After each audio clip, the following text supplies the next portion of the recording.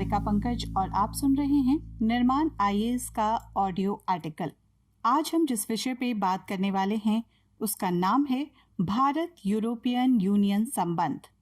और इसमें हम किन बिंदुओं पर चर्चा करेंगे वो हैं, पहला, चर्चा में क्यों, दूसरा, क्या है यूरोपीय यूनियन, तीसरा, भारत यूरोप के बीच संबंध, चौथा, भारत यूरोपीय संघ के व्यापार संबंधी मुद्दे, पांचवा, यूरोपीय संघ का भारत के लिए रणनीतिक पत्र, छठा, भारत EU BTIA वार्ता में अवरोध क्यों हो रहा है। तो आइए शुरुआत करते हैं। चर्चा में क्यों। भारत और यूरोपीय यूनियन EU के बीच 15वां सम्मेलन हाल ही में संपन्न हुआ। कोविड-19 महामारी के कारण इस बार डिजिटल रूप से हुए इस सम्मेलन में दोनों पक्षों के बीच भागीदारी बढ़ाने और बेहतरी के लिए काम करने पर जोर दिया गया। इस दौरान प्रधानमंत्री नरेंद्र मोदी ने कहा, मैं यूरोपीय संघ के साथ संबंधों को विस्तार देने के लिए प्रतिबद्ध हूं। संबंधों को सुदृढ़ बनाने के लिए हमें दीर्घकालिक रणनीति अपनानी चाहिए। यूरोपीय संघ भारत के लिए रणनीतिक रूप से एक महत्वपूर्ण समूह है। साल 2018 में यूरोपीय संघ भारत का सबसे बड़ा व्यापारिक साझेदार था। 2018-19 में यूरोपीय संघ के साथ भारत का द्विपक्षीय व्यापार 115.6 अरब अमेरिकी डॉलर का था। इसमें निर्यात 57.67 अरब अमेरिकी डॉलर का था, जबकि आयात 58.42 अरब अमेरिकी डॉलर का था। आइए अब समझते हैं यूरोपियन यूनियन क्या है। यूरोपियन यूनियन यूरोप के 28 देशों का एक राजनीतिक एवं आर्थिक मंच है, जहां पर ये सदस्य देश अपने प्रशासकीय कार्य करते हैं।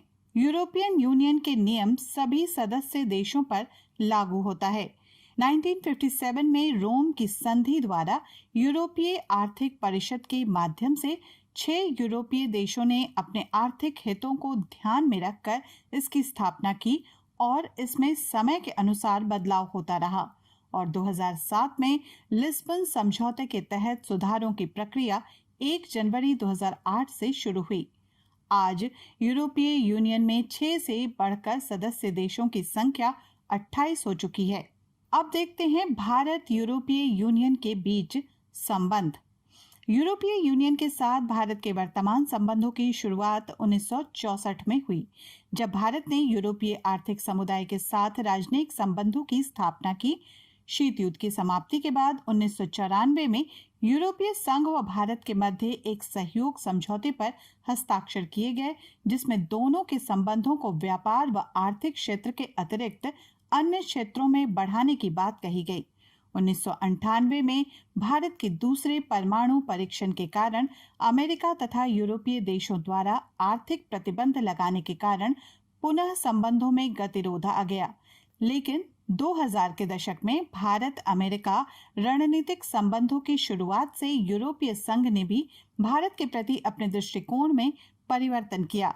भारत के प्रति यूरोपीय संघ के रुख में बदलाव के संकेत संघ द्वारा 2003 में तैयार यूरोपियन सुरक्षा रणनीति के दस्तावेज से मिलता है। यूरोपीय संघ के साथ भारत के घनिष्ठ व्यापारिक एवं आर्थिक संबंध रहे हैं। संघ के भारत के साथ संबंधों में 2 मुख्य तत्व हैं। पहला व्यापार सहयोग और दूसरा विकास सहायता। विकास सहायता में विज्ञान और प्रौद्योगिकी, ऊर्जा तथा मानव संसाधनों में सहयोग को शामिल किया गया है। भारत को यूरोपीय संघ पर्यावरण संबंधी कार्यक्रमों एवं ऊर्जा प्रबंधन एवं नियोजन में सहायता कर रहा है। निसंदेह भारत और यूरोपीय संघ के संबंधों में प्रगाढ़ता आ रही है। एक साझा व्यापार से लेकर अब यूरोपीय संघ में एक साझी मुद्रा है और ये एक समुदाय के रूप में उभर गया है।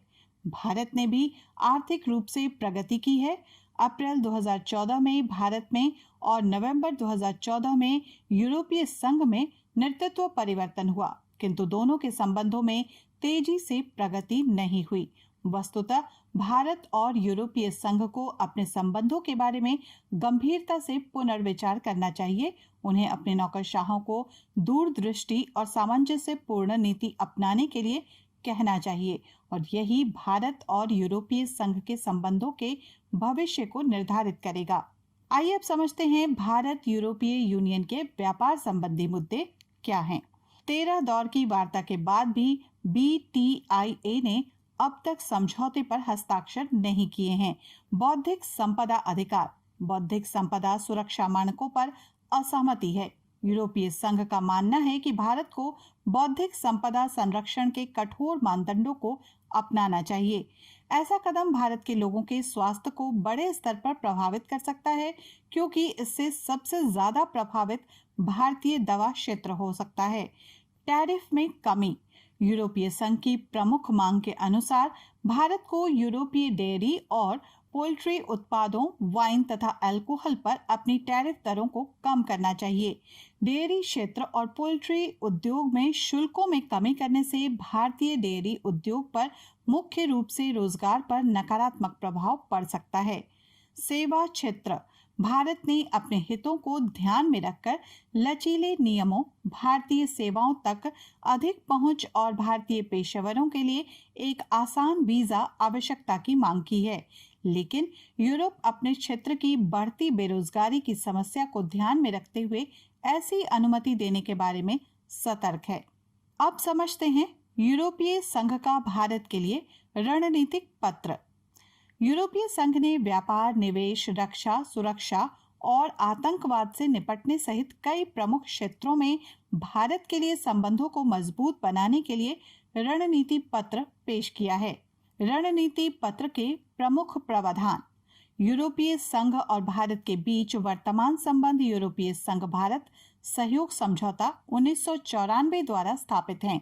इस संयुक्त समझौते में निर्धारित लक्ष्यों को पूरा करने और वर्तमान वैश्विक चुनौतियों से निपटने में सक्षम होने के लिए यूरोपीय संघ और भारत को व्यापक रणनीतिक साझेदार समझौता स्ट्रेटेजिक पार्टनरशिप एग्रीमेंट स्थापित करने पर विचार करना चाहिए। यूरोपीय संघ के उच्च प्रतिनिधि, उपराष्ट्रपति और भारत के विदेश मामलों के मंत्री के बीच होने वाली वार्षिक वार्ता को नियमित सामरिक वार्ता के रूप में अपग्रेड किया जाए।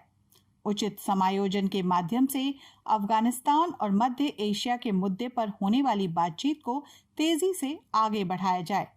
आतंकवाद से लड़ने, कट्टरपंथ और हिंसक जातिवाद तथा आतंकवादी वित्त पोषक का मुकाबला करने के लिए भारत के साथ तकनीकी सहयोग को मजबूती प्रदान करना, साइबर सुरक्षा और विभिन्न खतरों के बारे में विशेषज्ञता का आदान प्रदान, यूरोपोल और भारतीय कानून प्रवर्तन संस्थानों के बीच सहयोग को बढ़ावा देने के लिए कार्य व्यवस्था की स्थापना करना, समुद्री सुरक्षा को बढ़ाने के लिए नीति और परिचालन स्तर दोनों पर भारत के साथ सामान्य कार्यवाही करना, हिंद महासागर और पूर्वी अफ्रीका में तटीय राष्ट्रों की क्षमता बढ़ाने में मदद के लिए भारत और अन्य प्रमुख क्षेत्रीय शक्तियों जैसे दक्षिण अफ्रीका के साथ मिलकर काम करना।